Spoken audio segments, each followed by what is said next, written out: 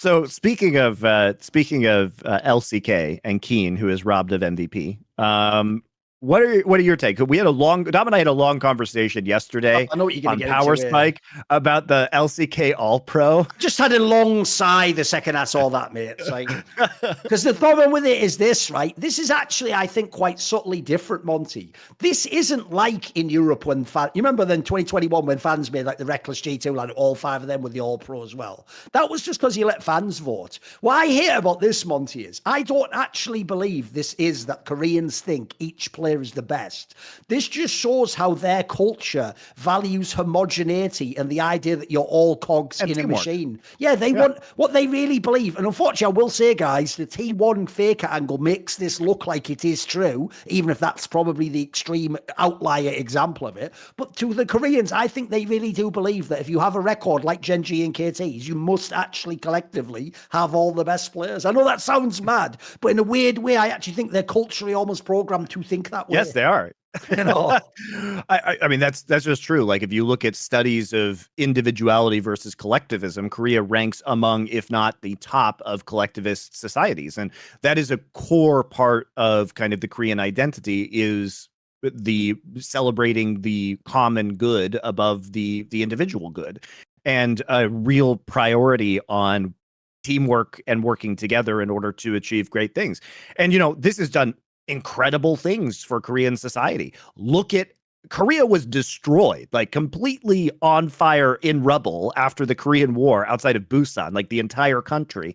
And they managed to build it into a first world nation in like 40 years. It's pretty crazy that they were able to do that. But there's other huge advantages, socially for Korea and economically. And also in terms of, League of Legends and team sports, because they sublimate their egos and they try and prioritize the good of the team. It has led to very, very excellent accomplishments in esports team games, right? And individual games as well, to a large degree. So, it's great, but at the same time, it does lead us occasionally to these pitfalls where you just assume that all of these players must be the top 2 players in their position, which, I mean, it's just egregious. And also it just robs people of success. Like, why is Cousin first team All Pro? Come on, guys. Come on, like, that is just actually disgusting. Come on, mate. Peanut deserved that, man. I don't know what to say. Like, what kind of performance must Peanut have in order to get first team All Pro? He was playing a bunch of carry champions. Like, look at his Kha'Zix games throughout this split. He is so important to Gen G's success. And Gen G they only lost one more series than KT. And the ridiculous thing, Thorin, is if Gen G had beaten KT, right? Then surely they give Peanut Gen G just first team All Pro, everybody? By that logic, yeah. That one game apparently completely shifted the whole timeline. Like Thanos, that shit in second place. Yeah. By the way, they beat KT earlier in the split. So even though KT and Gen G each won a series, each won a best of 3, Gen G has you're telling me Gen G has no players who are the best of their position? None. They're all second place. And I'm just going to say this, Monty, right? Even though I was with you, I actually do think it's fine that you said Kerry was the best player, etc. Like, is there anyone, like, if I even sat down, actually, KT Rollsters 5-man lineup and gave them, like, sodium pentothal, if people don't know, the trope is that's like a truth serum in, like, James Bond movies or whatever, right? Yeah. But I set them down, Monty. You think even they believe Lehens is the fucking MVP of the LCK? What? Look, here's the voting list. Whose idea was that? Why is he the MVP? What is that? Here's the way people voted, by the way. Come on, hit me. So here's the point I mentioned on Power Spike. So literally, here's my case for Keen again. So first off, I think both BDD and Keen were more deserving of the MVP. Just pick one. Lehens has been good. But if you just look at this list, literally every single person voted Keen as first All-Pro top laner, except the 2 KT people who literally can't vote for Keen. Everyone who could vote for Keen said Keen was the best top laner. And you are just going to go and tell me that he shouldn't even be considered like MVP? More people voted for Delight, who is great, than Lehens. How is Lehens the MVP, unless you think that Lehens and Delight both are so much better than Keen, or so much more critical to the success of their teams than Keen. This is why it infuriates me. If you replace Lehens with Delight, I don't think KT's results change. If you replace Keen, their results might change. That is a huge drop-off to the next best top laner in Doran. I think it's mental, mate. Like, I don't even really get what the angle is. Like, what is the, like, can you even speculate? What is the angle as to why specifically Lehens would be the one they would want to win, like, the MVP, though? I don't get it. I think part of it is recency bias. I think Lehens has been really good on a lot of the engage supports, whereas Delight was shining more early in the season on the enchanters. I think perhaps it's possible that some of the shot calling on KT comes through Lehens, right, and perhaps perhaps especially the Korean the Korean contingent of voters, not the global casters, right? But the Korean players and coaches and casters are valuing that aspect of Lehens, like a captain's like archetype put on him or something, right? Which you could say the same thing about Peanut, right? Yeah. Like Peanut is the voice and is the shot caller, or Faker. Like these are the shot callers of their respective teams. But just in terms of the gap and which player was actually the most valuable player, I think Keen's gap to the next best top laner is huge. And I think that KT's style of play is entirely enabled by Keen's flexibility within the draft and his ability to kind of play anything. And for it enables a flexibility of style as well, because they can play, counter matchups with Quinn into Renekton and play a split push composition, right? He can play the tanks extremely effectively. I just don't know. I don't know what it's the same conundrum that I have with like Cooper Kupp in the NFL, where it's like he had a massive record-breaking season as a wide receiver, and yet he received almost no MVP votes, which then raises the question of what does a wide receiver have to do in the NFL to be named MVP? What does Keen have to do to be MVP of this league? What does he have to do? Is it just impossible? Or how are we having, like, I think Keria did deserve it in spring because there was a clear gap. But if the argument we're making is that the MVP of the LCK should be decided like Keria was, which is that he has this extra gear with these AD carry supports, and that is enabling T1 style in spring, the same exact argument can be made for Keen. I don't think that argument can be made for Lehens. Yes, Lehens has some weird counter picks, but it's not like the Singed was coming out this split, right? So what does Keen have to do, man? Like, I think he did exactly the same thing, basically, that Keria did last split, which is be definitively best at his position, unquestionably best. Even the voters agree with that. Every voter agrees with that within the LCK. And because he provides a flexibility of style and a unique angle for KT, he was Keria. He was the splits Keria.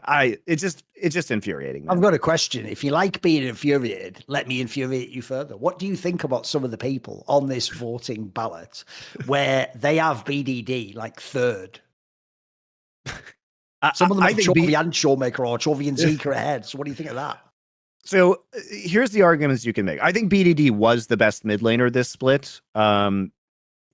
You could also make the argument that he was less responsible for carrying because he was playing more supportive champions a lot of the time. Okay. And the burden for, it depends on what you value. Like BDD did his job really well on KT. Arguably, he did his job better than Chovy did, but Chovy's performance, Chovy's carry performance is arguably more important to Gen G than BDD's carry performance was to KT. That's at least debatable. Who the fuck has Zika or Showmaker ahead of him? You know what I mean? So the thing about Zika is Zika actually was like leading with Canyon and player of the game points, because when Hanwha does well, it's often Zika having a good game.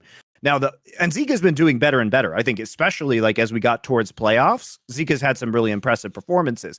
He also draws pocket bans like the Yone, so he draws heat off the draft. But he himself has been pretty limited in terms of his champion pool, like Tristana, Yone, Azir, Annie to a lesser degree. Locks your whole draft. Like you have to play through his style of champion. Yeah, of course. Yeah, he's still having some Macaulay games.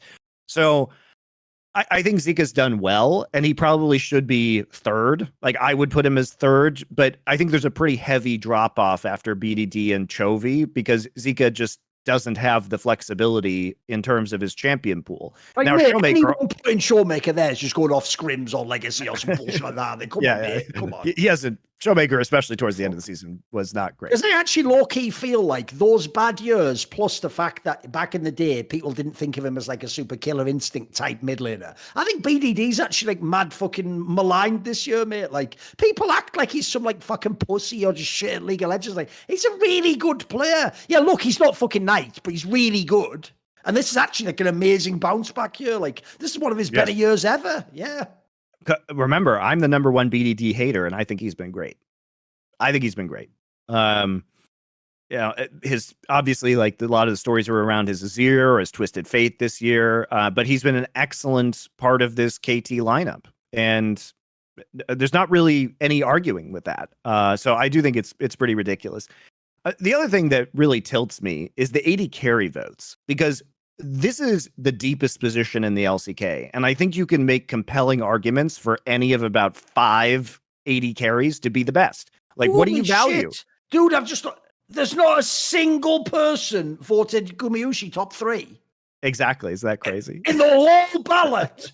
There's not even one. What the fuck? I thought there'd at least be like a couple for third, for fuck's sake. Come on. Well, here's another mind-blowing stat. The only person who voted Viper as first team All-Pro was the coach of DRX. And that was the only... And everyone else voted Aiming and Pays first team. Someone from the fucking media even voted Jiwoo third AD. What the fuck is this? Get that guy out of the LCK right now. This is some corrupt shit. What's going on? The fuck? So when we look at the 80 carries, like, I think you can make a case for Viper as first team All Pro. Yeah, no. You can make a case for Deft first team All Pro. The fact that nobody voted Viper, like one person voted Viper and nobody voted Deft first team All Pro, is very suspicious, because these were players that were playing really well and carrying kind of flawed teams. Dude, you can argue when you look at, like, that's why it's so mad that everyone's loving the Zcash. To me, if I actually look at Hanwha Life, like, the lifeblood of that team's Viper. He has to carry like every game, basically. And if you look at what they've placed, yes, part of it's the Faker angle, but like, they've had a very good split relative to the team they've got, mate. Like, again, that same question. By that logic, Monty, what does Viper have to do to get first team All AD? Does his team just have to literally win more games? Like, it's not about how he plays, apparently. He's doing everything he can, isn't he? There's no eye test here, which is just insane. There's not even a stat test. Like, Deft broke the damage per minute record of the LCK this split on a bad D+ team relative to their star power, right? Deft has been amazing in team fights. He's had to play with 2 different supports. One of those supports who is an egregious lane inter in Bible, and his team has no shot calling in the late game. And yet he's doing his job by carrying these fights and dishing out the damage. And if you look at the course of this year, so many games have just been won by Deft. You know, if they play through bot lane, that's when D+ wins games. So, like, not even having one vote for Deft, it's all Aiming and Pays, like, for real. And to your point about Gumayusi, yeah, T1's been kind of bad, but Gumayushi's been the best performing player on this T1 roster. He's been the most consistent player on this roster in summer. No votes even for third? Like, what? There's 5 really strong AD carries in this league. That's why the Zeus ones, I think, give it away, Monty. The fact that so many people have Zeus even like second team, that makes it look like they're going from scrim records or something, you know. Because if anything, he's one of the players that really struggled when Faker went out, mate. He looked pretty whack. That looks like some scrim shit. Because one thing I do know, if fans don't know, sometimes coaches even do it because they've seen more scrims than official games. But I've heard some of the pros even just do it based on sort of like, they're not really doing it like we are for the split. They just sort of really mean who are the best 3 players at this position. So they will just give a legacy name one of these votes, even if they're not really thinking like we are, like, right, well, it's only the official games in the regular season, and they're just going off shit I've heard, like any other variables they want, or they were ex-teammates with the guy, etc. There's so many fucking wacky angles for this one. I can't believe how many first place votes Cuz has, though. Oh, that's gross, it's ridiculous. Mate. He's got so many. And then also, I'm just going to say this right now, Monty. Right? The only thing that it's lucky, it's just lucky that this one thing did happen though. If anyone, no one did it because obviously like this would, if anyone had actually voted Doran who wasn't from Katie Rolster, number one, I would actually lose my fucking shit. I would be like Dennis from It's Always Sunny from Philadelphia, my untethered rage. Luckily, no one did that. That egregious shit did not happen, thankfully. So that's all okay because that would actually blow my. If anyone gave Doran a first place vote.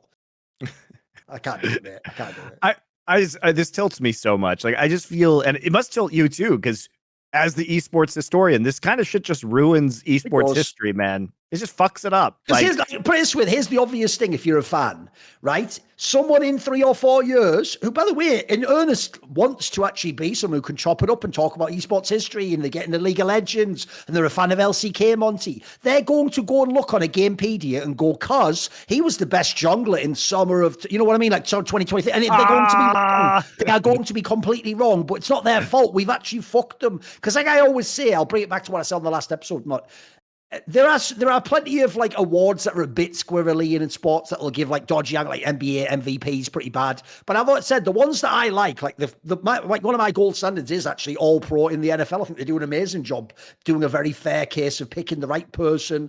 And as a result, if you go and look at those awards, they really do tell the tale of history. You want to go and look who the best player in a position in the 90s is. Go look at those All-Pros in the NFL. And there are people where they've even done it how you should do it, Monty, where they are some guy on like a team that'll never make the playoffs, but he just is the best, like, you know, left tackle or something. They will actually go out of their way to try and make it so that history remembers you were some stud player in that position. So we have the opposite in esports. Like, the real joke here is, if anything, I should be loving it, shouldn't I? Because if anything, this keeps me in a job forever. Because you actually need me to turn up like a reply guy. Well, actually, he wasn't the best, and it's just because people stupidly voted because KT finished in first place. Like, I shouldn't have to exist for that. Wikipedia should take care of that, shouldn't it? I think it's just sad, though. Just sad to me, mate. And in a fucked up way, even though I do love the accountability, mate, the other thing is, reading one of these is like some sort of fucking Soviet show trial, Monty. It's like, oh, I'm so disappointed in this person. Oh, wow, that person came out against them. Oh, they've betrayed us. Wolf, what are you doing, bro? Like, you know what I mean? Like, mate, it's like I have to see all the betrayal. I have to see the names of the worst of all. You must know this, because it's especially bad in like LEC and LCS.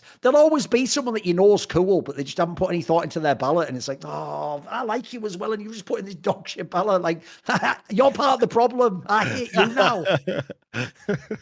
Why have you ruined it? Yeah. I mean, Wolf and I talked about, our All Pro votes, and if I had a vote, I probably would have done. I would have done Keen, Peanut, BDD, Viper. I'd have to think more. I said at the time I'd have to think more about Lehens or Delight. I don't think that's clear cut. I think I probably would put Lehens, but yeah, that one I think is the hardest one for me. So it's rough. It's rough. The weirdest one, I'll never get over it, mate. Think of some of the all-time great players that have never won MVP, but now Lens is the arm out. Just get me out. Whatever, shut it down. It's over. It's over already. Fuck this shit. Fuck this shit. But it's also, like I said, it just betrays how disingenuous these votes are, that Keen could be so unanimous, and yet we have this Lehens MVP vote. Like, I just don't know what people are valuing with Lehens. Like, he's been great, but I just, from the outside, from the eye test, it just looks like Keen and BDD deserve it a lot more than Lehens does. See more cool, funny, interesting clips based on topics from my content? Well, subscribe to this channel then, or, be a pleb and don't.